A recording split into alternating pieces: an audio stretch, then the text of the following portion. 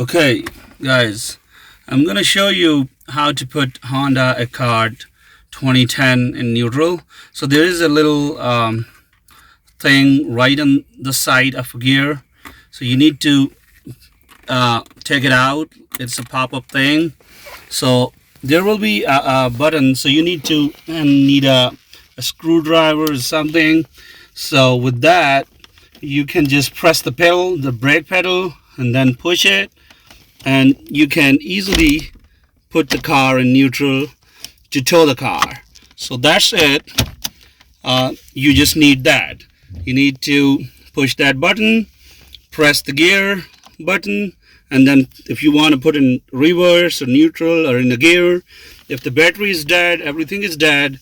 So yeah, just I'm gonna show you again. Push that button, then push the gear, and you're gonna do it.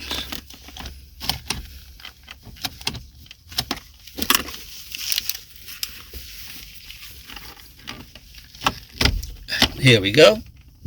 See that? So that's it. So okay, subscribe my channel and like the videos, and we'll come back with the next video. Thank you.